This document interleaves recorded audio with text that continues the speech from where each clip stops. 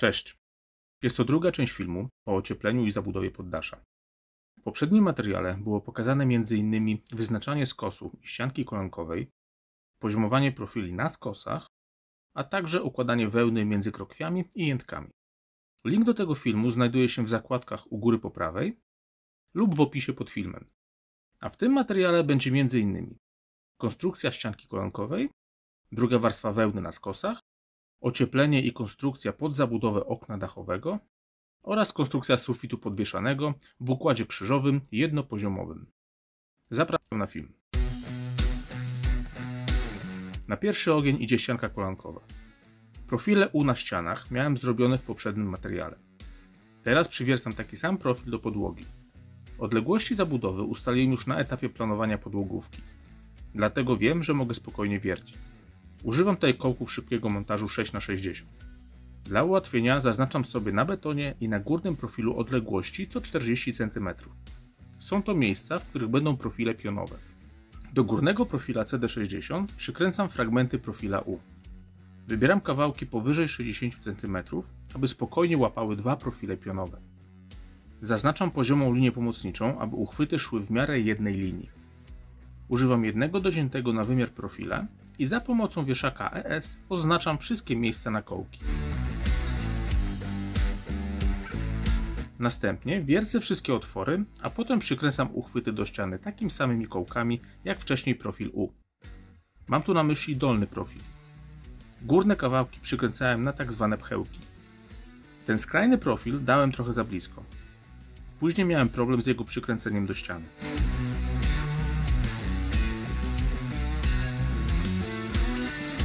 Teraz ustawiam wcześniej docięte profile CD60. Wystające części wieszaków odginam do wewnątrz.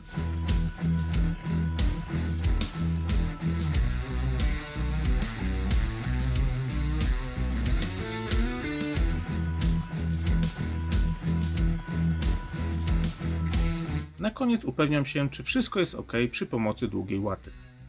Zabudowa ścianki gotowa. Teraz druga warstwa wełny na skosach.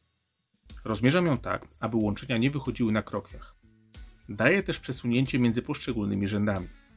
Mierząc szerokość poszczególnych arkuszy, biorę pod uwagę środek profila, aby ładnie wełna wchodziła pod profil.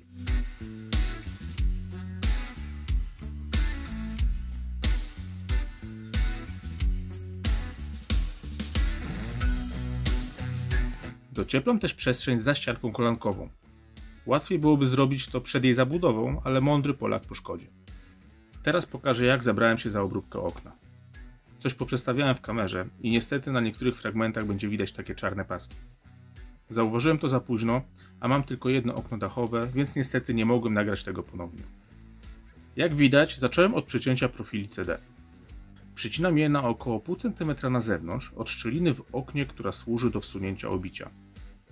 W moim przypadku płyty karton gips. Te parę milimetrów to luz na profil U, który przychodzi na krawędzie. Końce profila obcinam tylko po bokach i załamuję na profil CD. Dzięki temu mogę spokojnie przykręcić go pchełkami.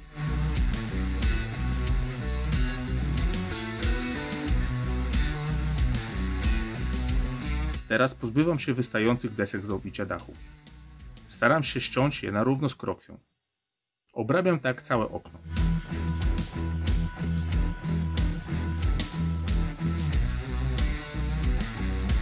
Warto przyłożyć kawałek płyty i sprawdzić, czy nic później nie będzie przeszkadzać.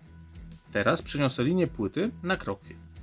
Trzeba pamiętać, że linia jest od zewnętrznej krawędzi płyty, więc profil trzeba cofnąć o grubość 12 mm. Ja o tym zapomniałem i za pierwszym razem przykręciłem do linii. Musiałem poprawiać. Tą samą czynność powtarzam z drugiej strony okna, a następnie docinam na długość profile CD. Żeby nie opadały, przykręciłem pod nimi pchełki. Analogicznie powtarzam wszystko na górze okna. Od strony krokwi nie robiłem żadnej zabudowy. Płyta będzie wsunięta w szczelinę okna i przykręcona do skrajnego profila U.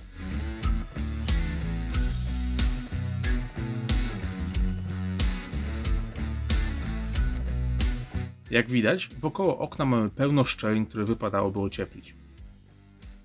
Widać tutaj nawet membranę dachową i łaty. Zwykła wełna słabo się do tego nadaje, gdyż nie powinno się jej ugniatać. Ja do ocieplenia okna użyłem wełny owczej oraz takiej maty z pianką między warstwami folii aluminiowej. Wełna owcza, ponieważ można ją swobodnie upychać i nie traci ona przy tym tak swoich właściwości jak klasyczna wełna.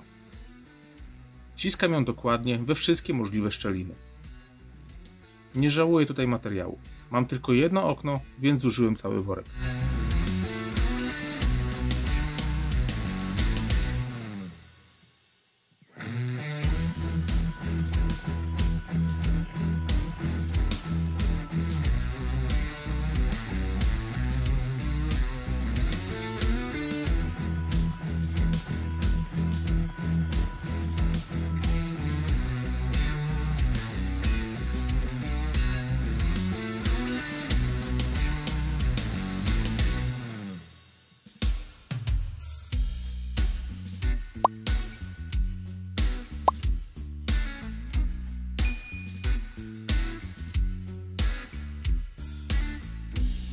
Tak to wygląda po dociepleniu.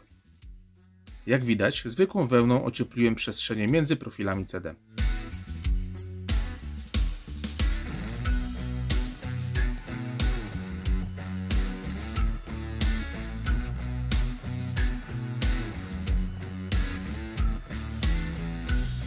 Teraz bok.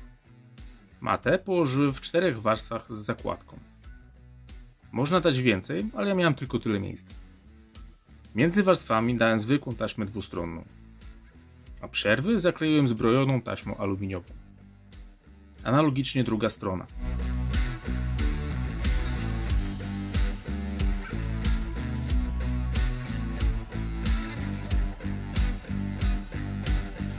Teraz sufit.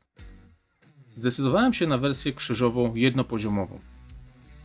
Mam tutaj około 4×6 metra płaskiego sufitu, więc nie jest to jakoś bardzo dużo. Do wcześniej wytyczonego poziomu przykręcam profile U. I tak jak w klasycznej wersji rozkładam wcześniej docięte profile CD co 40 cm. Mnie akurat profile ładnie ominęły skrzynkę rozprężną. Ale może się zdarzyć, że będzie częściowo nachodzić. Wówczas można go trochę przesunąć, ale ja staram się nigdy nie dawać więcej niż 50 cm między profilami. Trzeba tylko odpowiednio zmniejszyć kolejny odstęp, aby nie strzelić sobie w kolano. Postaram się to zademonstrować.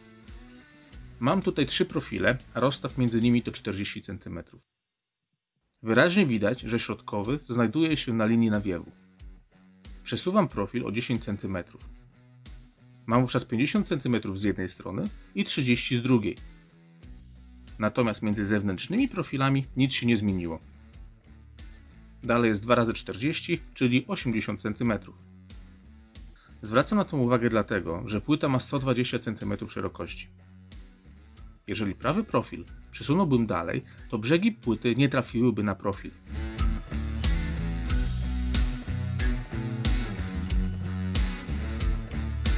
Docinając profile należy zostawić trochę luzu, tak jak w tym przypadku. To co teraz robię jest wbrew sztuce. Pchełki trzeba będzie koniecznie wykręcić przed płytowaniem. Dla mnie jest to tymczasowa pomoc w ustabilizowaniu profili, jak będę przykręcał uchwyty. Ustawiam je w dokładnej odległości i później nie muszę się martwić, że się poprzesuwają. Wieszaki przykręcam bezpośrednio do jętek. Staram się wybierać tą niższą. Używam do tego wkrętów ciesielskich stożkowych 5×50.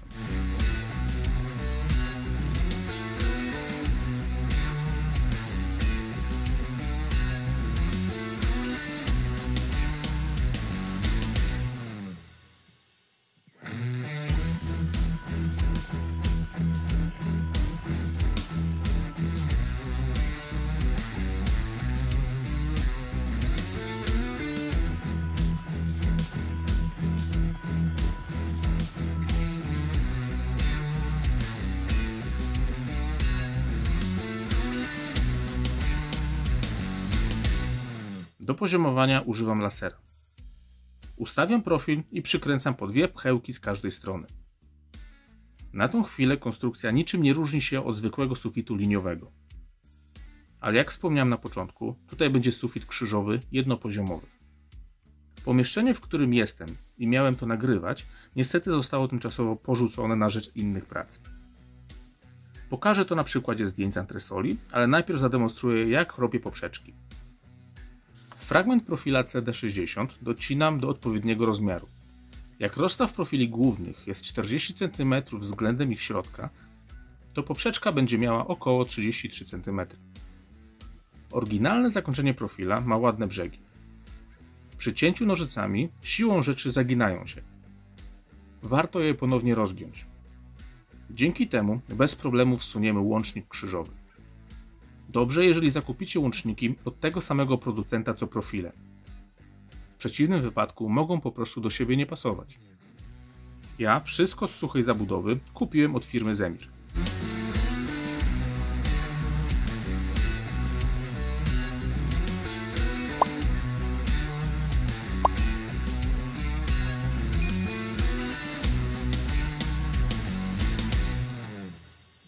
Tak przygotowaną poprzeczkę wciskam od góry między profile.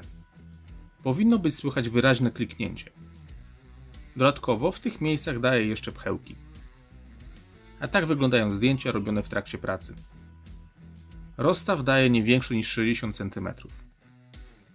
Dobrze, żeby szły w jednej linii, wówczas nie będzie później problemów z przykręcaniem.